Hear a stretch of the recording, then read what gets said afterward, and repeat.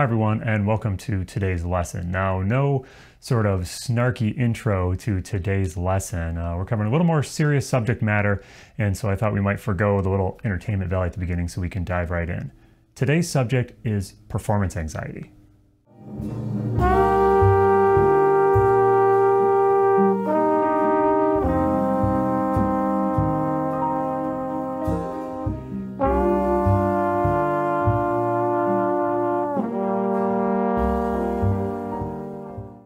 Now, performance anxiety manifests itself in many different ways, but the universal thing is that this is actually a pretty common thing for musicians and other performing artists to deal with. And I don't think it gets talked about as much as it should. There's sometimes a little bit of feeling of embarrassment or even feeling ashamed that we get quote unquote nervous or we feel anxious when we perform. And I just wanted to do a lesson to kind of talk about my journey with this a little bit, and hopefully this can help you to maybe resolve some of these issues in your own playing. Now, through the first 10 or so years of my career, I would have considered myself a relatively nervy player. This all came to a head in my late 20s. I'd gone to a jam session, and it was a session I went to fairly often and a place where I felt very comfortable. There were lots of friends, colleagues there. It was my turn to go up on stage, play some tunes.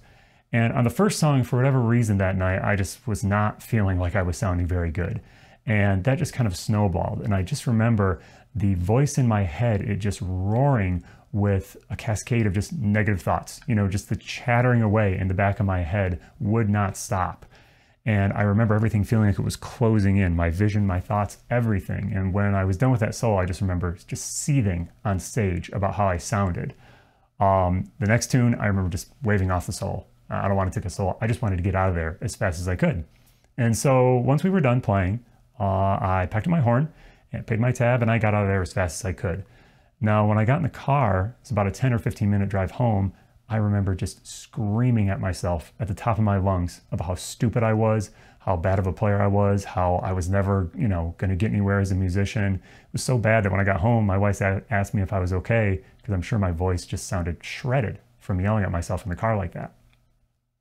I had had a full-on panic attack on stage that night.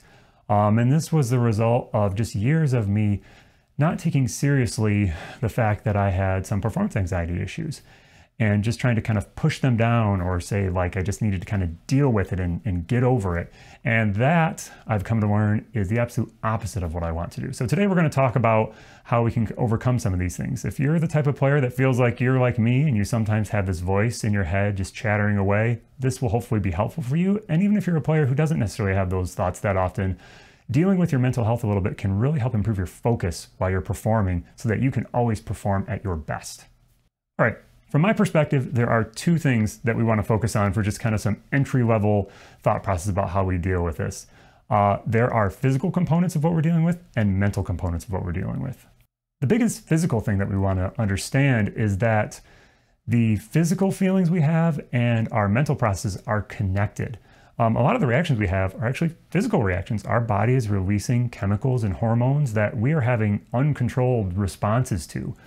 Most of us, when we get ready to perform, maybe we feel that little bit of adrenaline. Sometimes we can get a little too much of that, and that starts to make us feel tight, like we can't breathe, maybe like we can't think clearly. As soon as we start to feel that way, we start to tell ourselves, stop being nervous, calm down.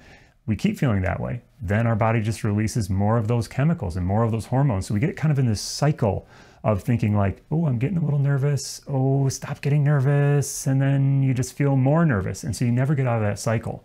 One thing that really, really helped me is just understanding that most of our kind of feelings of anxiety or nervousness come in the first maybe 5 minutes of a performance. And then they go away and we start to just be in the moment. And so just keeping in mind that there is an end to this feeling of a little bit of tightness in the chest, maybe a little bit of dry mouth, can really do wonders. And it will really make you feel like, oh, these feelings have gone away sooner. If you can just kind of accept them, and then your body metabolizes all those chemicals, they get out of your system, and you stop feeling that way. You don't have any control over how your body is reacting to those hormones it's releasing. That's what it's there to do. And so you have to not fight that. You have to allow it to happen. Now, the bigger thing we're going to talk about today are the mental aspects of dealing with some performance anxiety issues.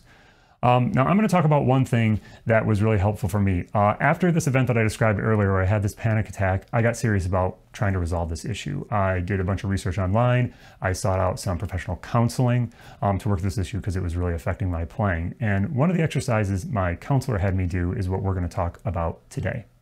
Okay, this exercise involves 3 different things. 2 of them are things that we say, 1 of them are things that we do. Now, the things that we say, we're going to come up with a phrase or a statement that we feel like helps us release some of this tension or release some of the anxiety that we have. For me, a lot of this was revolving around always trying to have a perfect performance. That word was a real key thing for me to understand. Almost none of us give a perfect performance ever.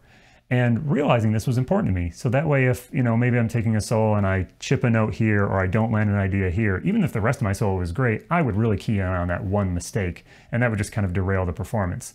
The audience probably didn't even notice, or they forgot about it almost instantly. So one of my common statements that I wanted to say to myself was, I accept that I won't give a perfect performance. Now, the flip side of that, we want to say a statement that is kind of an affirmative statement or something that we can do actively. For me, I really wanted to think about playing musically or expressing something. So one of my common ones that I would think about is I will strive to play a musically meaningful performance or give a musically meaningful performance. So I've got these 2 statements. The third thing is something that we do. And this is something that at first I was very skeptical of, but it turned out that it really worked. There are a series of places on your body that you can provide some sensation by tapping. And this can help to kind of disrupt the typical neurological pathway that's happening there. You would have to go talk to a mental health professional to kind of get the real skinny on what's going on here. We're not going to dive into that today. I'm just going to walk you through the process that my counselor had me practice. So I would say my kind of releasing statement being, I accept that I won't give a perfect performance, while doing a little bit of deep breathing, kind of taking a 5 count in, 5 count out. I would tap right between my eyes. So I might say either out loud or mentally, I accept that I won't give a perfect performance.